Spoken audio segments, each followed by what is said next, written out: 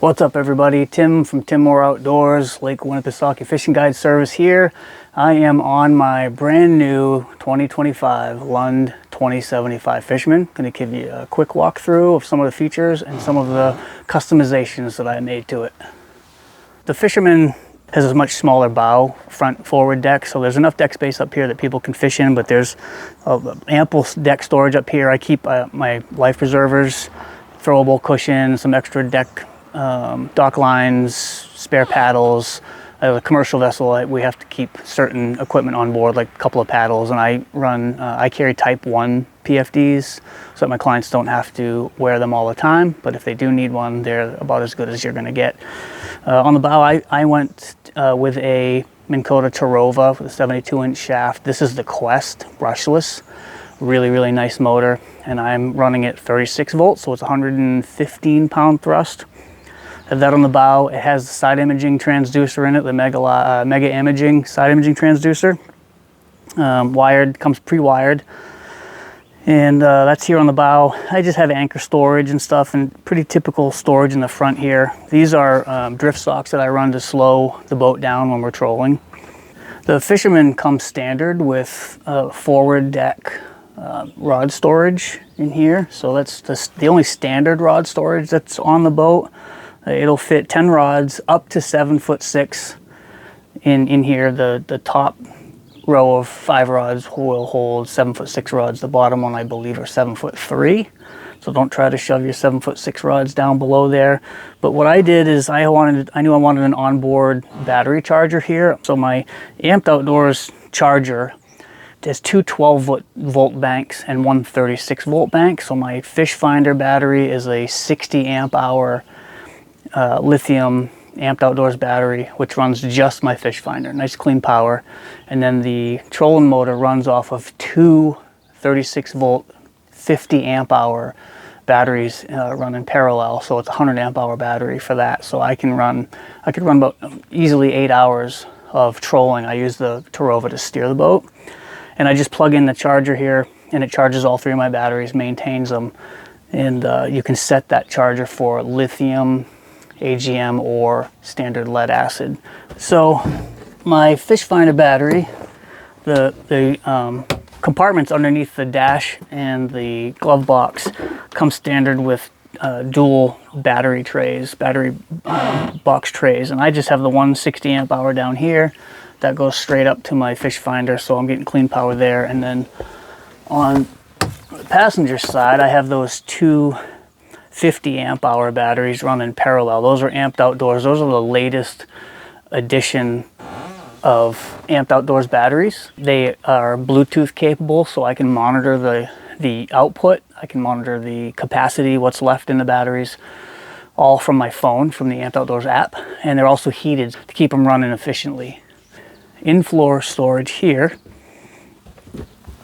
One of the options for rod holder storage is you can add an additional, I believe it's 10 rod holders into this floor storage, and I think they have up to, I don't remember, but 10-foot rods that you can put in the floor storage here. I opted to run this as just storage, and I can keep, you see all my Lakewood cases down here, I can keep storage. I've got a box of snacks for me and my clients, Dipsy divers, you know, my Lakewood, this is the long billfolds, and I've got a couple of smaller billfolds for like swim baits. Keep one down here for my leader. I did a video on the leader, using this for leader recently. It's really handy because you can poke the line through the mesh and use it to kind of manage the spool. Keep a small mini sidekick in there with bass gear in it. There's a ton of storage in here. Dry bag with rain gear. Keep the covers for my Canon Downriggers, a couple of sweatshirts. This is not dry storage, so water does drip in here, and so for that reason, every time I pick up one of these cases now, I like these billfolds because they dry out, but they would always be sitting in water. So I actually took a piece of ceiling tile grid from, you know, the Lowe's, Home Depot, whatever, and I cut it to fit in here with a couple of channels in the bottom section of it to let water drain, because it does drain out into the bilge. So not completely watertight, but that keeps everything up so it's not sitting in any water. All the water drains away. And you have the option for in gunnel rod storage, and even covered gunnels, but I wanted them open. I'm in and out of them pretty much all day while I'm running the guide trip, so I left the gunnels, the sides open, and no rod holders in there. So this is the only rod holder storage really on the boat. I have a full fishing cover. I opted for the sport cover with the full windshield cover. I have a walkway curtain, and I have a full drop down curtain in the back to turn this into a full enclosure for really bad weather days. That rear cover with the spring that we're having has only been off the boat for about a week now. It has been cold and rainy, and it's been really nice, especially the last week of April when it was cold, really cold and rainy, to put a Mr. Buddy heater in here and be completely enclosed and warm and dry, and then we could come outside to fish. The stern of the boat, you could call this the kitchen, you could call it the bedroom, because this is where the magic happens most of the time. The boat comes standard with the 5-rod holder here in the back with the tool compartments. I've got it loaded up with these Daiwa North Coast rods. Most of my rods are North Coast, and they will be here in a few days, all of North Coast rods and reels for trolling. I added the Cannon track and dual axis rod holders to both sides.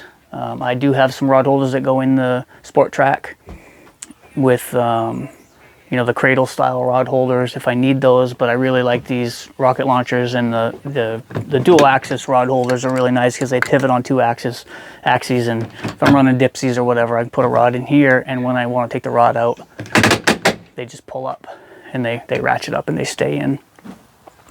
Standard, just storage in the sides. There is enough room in the sides of these, even though I don't have rod holders. I can put my dipsy rods in here and slide them all the way up and out of the way so they don't get damaged, and I still have ample storage here. I could throw a planer board, cutting board. I opted to have a wash down system put on, so it pumps fresh water from the lake into a sprayer, so if I'm cleaning fish for my clients, I can do it right here on the boat with the cutting board and then just spray everything down, which is really handy. I had my Canon Optimum Tournament Series Downriggers wired into outlets. So those are hardwired to the cranking battery, which is underneath here. And I can just plug them in when I use them, or not. Leave them unplugged because they will drain a little bit of juice from the battery. Love these Downriggers. Automated, electric. I'm using the one boat system, the one boat network. So my Tarova and my Canon Downriggers are all Bluetoothed into my Helix, my Humminbird Helix 9. And so I can, if I need to, I can control everything from right there, but I can monitor everything. I can monitor my battery output, battery life for my Tarova, battery life for the Canons. If there's a problem with my charging system on the boat, on the motor, then I can monitor that right from my fish finder, and I'll know it. I have alarms set for all of that stuff. The Fisherman comes with the drop-down rear seats, which are nice to get people out to the fishing grounds, and then I can flip them up, which allows me, when I'm netting a fish, to get right to the back of the boat and reach out and net those fish right at the back of the boat, so I can really get almost all the way to the back of the boat. The Livewell, I think it's 18-gallon Livewell. I took the center divider out. Comes with the little bait net. In New Hampshire, it's actually illegal to keep fish alive in a Livewell except bass during a bass tournament, but I use it to bleed the fish, so the salmon and the lake trout that we catch, I'll keep the Livewell half full, bleed them in the water, and then put them on ice when they're done bleeding out. Keeps the meat tasting better, in my opinion. I have a 150 horse Mercury 4-stroke. It's not the Pro XS, it's the XL. Super huge fan. The motor's been great. It'll push this boat as is. 47 miles per hour is my top speed. 45 is about 3/4 throttle, so it's plenty fast enough. I had the Pro Ride seats put in, and I added 2 extras. It comes standard with 2. I added 2 more. Really happy with this boat. It fishes well. It's been a month now that I've had it out on the water and fishing it, and I love it. It's my dream boat. So huge shout out to Melvin Village Marina here on Lake Winnipesaukee for all their help getting the boat in. early, getting it rigged and getting me on the water on time, and making that process extremely pain-free for me and almost virtually stress-free. And obviously Lund Boats, they made my dream boat, so thanks Lund, big shout out to them. If you have any questions, drop them in the comments or shoot me an email at info@timmooreoutdoors.com. Thanks for watching, hope it helped.